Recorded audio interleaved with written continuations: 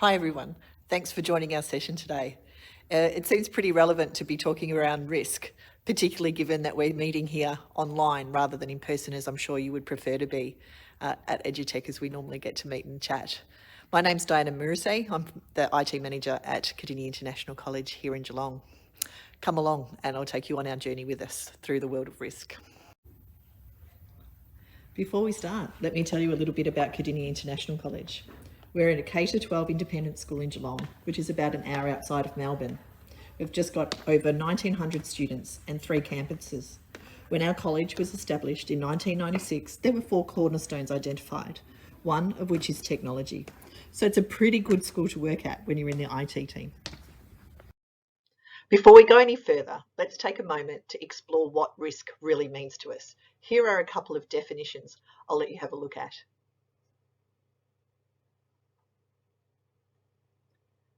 So in reading through those, there's definitely some different perspectives, and it's probably really important to understand what it means to you and to your organisation.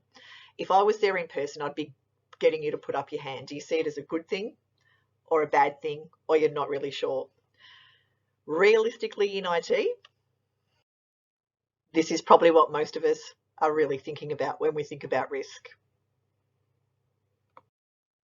One of the things I think that we would all agree on is it's a problem or an issue that is not going away. We can see the increase in cyber attacks around the world and what the financial impacts of those are. It's one of the fastest growing industries in the world. In fact, the Allianz Risk Barometer in 2020 identified it as the #1 global business risk, which is really funny given pandemic was #4 sitting behind it. So maybe that's a little controversial these days. We also see in the media every single day those issues around consumer issues around cyber attack and also the increasing use of technology. So what we're doing seems to be a really risky area. So in facing increasing risks and threats in our environment, it's good to stop and see where you are at. Here's a couple of questions that might be worth asking yourself. What is your risk appetite when innovating? We know that technology is ever changing and innovation seems to be ubiquitous in what we do. We know that each time we step into a new realm, there is risk.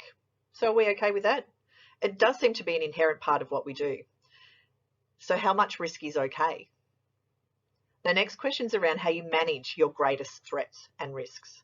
Since we acknowledge that we have issues, do we use a crystal ball to do those? And when we look through that crystal ball and try and imagine those threats, are we able to also have a look at what those potential impacts and solutions are? Is it truly manageable, or do we just have to be lucky? The final question, are you facing this challenge alone? Can you build a team to have a stronger resilience when we're facing threats and risks? Well, these are some of the questions I'm hoping to talk about today. One of the things to consider is the culture of your own organisation and understanding how that risk is perceived within your own school, as each place is unique and their understanding can vary. I recently undertook a great course with the Australian Institute of Company Directors. It was around governance, and I found a whole new smorgasbord on the menu of risk, things like risk appetite, risk capacity, risk tolerance. This actually is an image from our Comply Space portal, which I'll talk about in a minute. I certainly don't profess to understand this in any great depth, but I guess it shows just how big the culture of risk is in organisations. I think in IT, we naturally weigh up risks against results all the time. We look at mitigation strategies and rollback options to protect our business continuity and our reputation. One of the things that I've been thinking about lately is how important it is to keep the conversation going with other people in our organisation outside of our teams. Getting others to understand and help us to make those decisions based on data not only helps us when things don't go quite right, but also helps them to get a better understanding of the complex environment in that we really work. Here at Kadini, risk and compliance were always important, but weren't big items for discussion until a recent change of membership on our school board that's meant a greater focus on compliance. High on the board's agenda is risk identification and management. On the left-hand side is another screenshot from Comply Space. This has been rebranded for Kadini and customised, but it is the framework that our school has chosen to work with. On the right-hand side, you'll see that the college has identified 7 strategic risks, and IT is one of those 7. These 7 items were going to be addressed and reviewed over the year. In IT, we were lucky to be first off the rank. I'm not sure if that's because we were seen as the greatest risk or because we were highly competent, but I'm sure hope it's the second one. The idea was for each of these categories to be addressed originally by the compliance committee, and that would be around 2 per term, and these findings would be presented to the board. The area of IT was broken down into 5 categories of risk that we were asked to review. They're listed here on the left-hand side. For each of these categories, we were given a set of statements that we were asked to address that were specific to this particular category. These were customised for us here at the college. As it was the first time in working through these, the list of items were discussed and negotiated and customised for our environment, and we were really pleased to be able to be collaborative in that process. When addressing each of these statements, we were asked to give ourselves a ranking: exceeds expectations, meets expectations, or needs development. The honest truth is we were pretty hesitant to put exceed for any of the statements. We felt if we did have an incident in that particular area, it would impact on the integrity of our whole assessment. But we did manage to pop 1 or 2 in.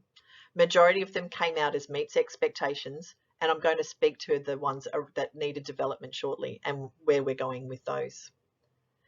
In addition, we used a risk assessment matrix.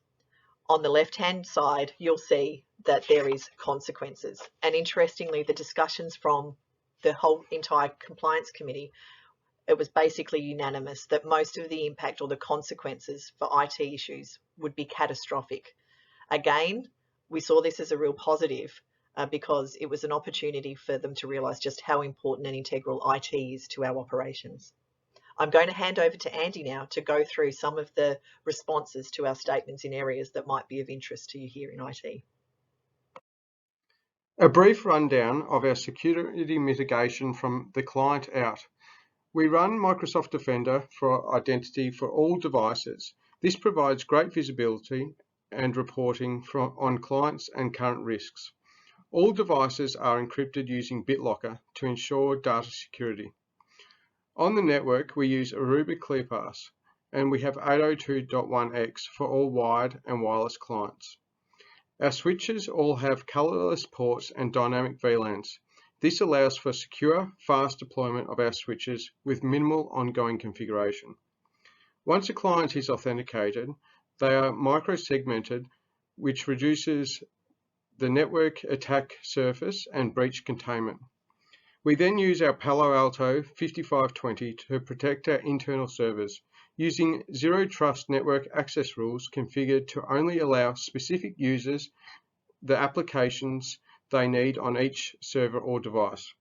The Palo Alto firewall also scans all traffic going in and out of the internet, denying unsafe applications, website files, etc. By having an independent security audit, ensures that we are keeping on top of our security and flagging any potential risks that we can address. We have reduced risks by buying hardware that supports high availability failover to a second device is a must in our environment. Second fiber links and alternate paths for network links has been growing over time to protect from physical damage. Having partnerships with HPE, Aruba for networks and servers, Schneider Electrics for our UPSs, Palo Alto for our firewall, with a 1-day to 4-hour response resolution guarantee for hardware replacement is a must. We use Veeam for backups to different physical locations using a mix of hard disk and tape to ensure fast recovery and an air gap so data is not electronically accessible to hackers.